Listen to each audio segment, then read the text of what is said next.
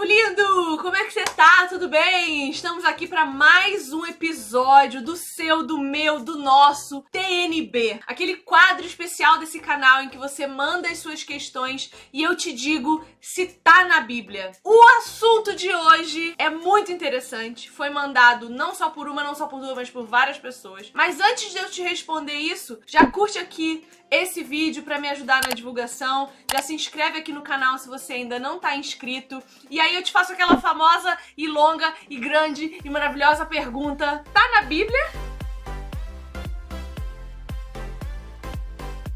Bora lá pra gente descobrir se tá na Bíblia ou se não tá? A frase de hoje que mandaram pra mim é: o cair é do homem, o levantar é de Deus. Mais de uma pessoa me mandou essa questão. Eu mesma já tinha ouvido falar disso, né? Que o cair é do homem, o levantar é de Deus. Então, achei muito interessante porque realmente cair cabe a nós. E nos levantar cabe a Deus. Parece muito coerente, né? No entanto, existe entre nós e Deus uma coisa que a teologia chama de concorrência. Ou seja, as nossas forças concorrem com as forças de Deus, de tal forma que somos totalmente responsáveis por nossas quedas, assim como totalmente responsáveis por levantarmos do chão ou não. Embora somente pelas forças e pelo auxílio de Deus seja possível que a gente fique de pé. Afinal, Deus é o nosso refúgio e fortaleza, socorro bem presente na angústia, como diz o Salmo 46, verso 1. No entanto, pelo que eu entendi, o contexto em que o crente geralmente usa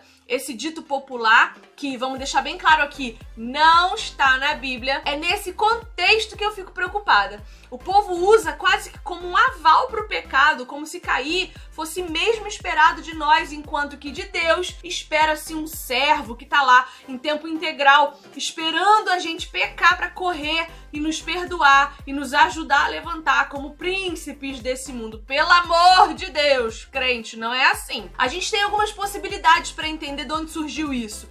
E uma delas está em Provérbios 24:16, que diz assim: porque 7 vezes cairá o justo e se levantará, mas os ímpios tropeçarão no mal. Nesse texto, nós temos, a partir do verso 13 do capítulo 24 de Provérbios, um início de sessão de admoestação e proibição de envolvimento dos filhos de Deus com os perversos. Esse texto, ele está avisando aos justos que não ajam como os perversos agem, fazendo emboscada, desejando o mal do irmão, porque eles, os ímpios, vão ter a justiça de Deus, né? Os justos, dos quais a gente embosca, dos quais a gente busca derrubar, eles podem até cair 7 vezes, mas o Senhor os erguerá e derrubará o perverso pela calamidade. E ele continua dizendo no texto: não se alegre quando seu inimigo cair, não exulte o seu coração quando ele tropeçar, para que o Senhor não veja isso e se desagrade e desvie dele a sua ira. Não se aborreça por causa dos maus,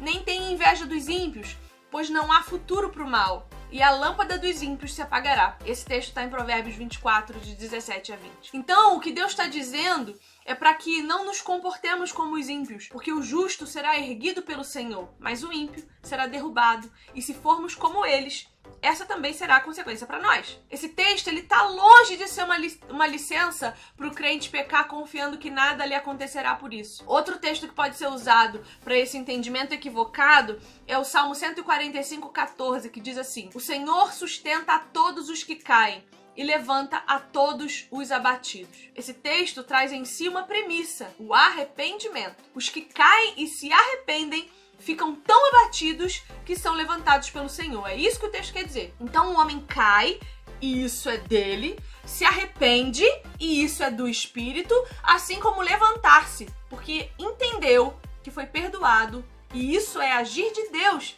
sobre os seus filhos. O chamado de Deus para nós é que sejamos santos e não caídos. A gente cai porque a gente é fraco. A gente cai não é por causa do Espírito Santo, mas pelo poder dele somos fortes para resistir às quedas. Se não as resistirmos, é porque não estamos fazendo o nosso dever de casa, que é ter comunhão com Deus pela leitura bíblica, comunhão com Deus pela oração, espiritualidade tratada pelo jejum e também a comunhão com a igreja. 1 Pedro 1:15-16 diz o seguinte: mas, assim como é santo aquele que o chamou, sejam vocês também santos em tudo que fizerem, pois está escrito: sejam santos porque eu sou santo. Esse texto de Pedro está fazendo referência a outros 3 que estão lá no livro de Levítico. O primeiro está no capítulo 11, verso 44 e 45, que diz assim: Pois eu sou o Senhor Deus de vocês. Consagrem-se e sejam santos, porque eu sou santo.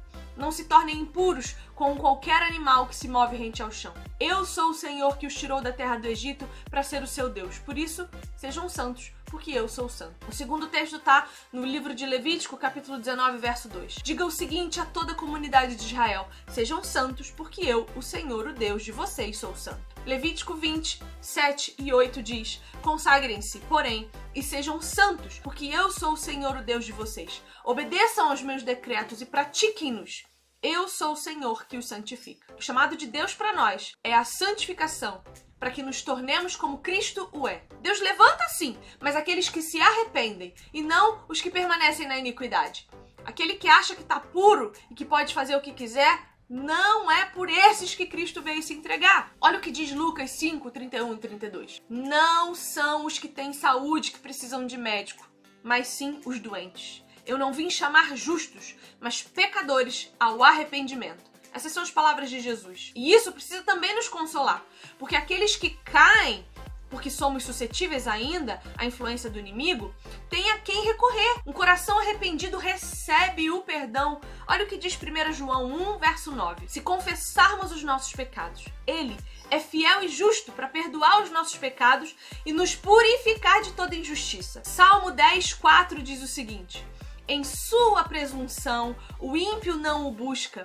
Não há lugar para Deus em nenhum dos seus planos. Eu trouxe esse Salmo 10 para que a gente pense um pouquinho através dos pensamentos de um pregador congregacional americano do século XVIII que se chama Edward Payson. E ele comenta o seguinte desse Salmo 10, verso 4. Abre aspas. O orgulho dos perversos é a razão principal para não buscarem o conhecimento de Deus. O orgulho consiste numa opinião de si mesmo, que é excessivamente elevada. É, portanto, impaciente com um rival, odeia um superior e não suporta um mestre. E é evidente que nada pode ser mais doloroso para um coração orgulhoso do que a ideia de alguém como Deus. Tal ser só pode ser contemplado pelo orgulho com sentimentos de horror, aversão e repúdio. Deve olhar para ele como um inimigo natural, o grande inimigo a quem deve temer. O orgulho causou a queda de Satanás do céu ao inferno. Baniu nossos primeiros pais do paraíso e, de maneira semelhante, arruinará todos os que se satisfazem nele. Ele nos mantém ignorantes com relação a Deus, nos afasta de seu favor, nos impede de nos assemelharmos a ele. Fique alerta com o orgulho, tenha cuidado para que não se satisfaça nele imperceptivelmente, pois é talvez entre todos os pecados o mais secreto, sutil e fascinante. Fecha aspas. E então, meus amores, eu encerro esse TNB te fazendo pensar e se perguntar se sua mente não pode estar cauterizada pelo seu pecado para que você acredite que cair faz parte da sua nova natureza em Cristo Jesus. A palavra de incentivo para nós é essa. Vocês se esqueceram da palavra de ânimo que ele lhes dirige como a filhos. Meu filho, não despreze a disciplina do Senhor, nem se magoe com a sua repreensão, pois o Senhor disciplina a quem ama e castiga todo aquele a quem aceita como filho. Isso está em Hebreus, capítulo 12, 5 e 6. Então que a gente possa contemplar a disciplina de Deus após a queda e entender que quando nos ergue, Ele também nos ensina e nos faz passar pelo deserto do aprendizado a nosso próprio respeito. Cuidado, porque quem fica recorrentemente caindo no mesmo pecado é certo que ainda não se arrependeu. Contra esses, o Senhor tem bastante juízo. Que esse tá na Bíblia de hoje possa ter te ensinado que cair é do homem, que o levantar é de Deus, mas que o arrependimento é uma busca também constante. Que o Senhor possa entrar na sua casa, te abençoar e te trazer a realidade do Evangelho, que é negar-se a si mesmo, pegar a sua cruz e seguir a Cristo. TNB, toda segunda e quarta às 19 horas aqui nesse canal. Curte esse vídeo, compartilha para todo mundo que você conhece e até o próximo episódio. Um beijo!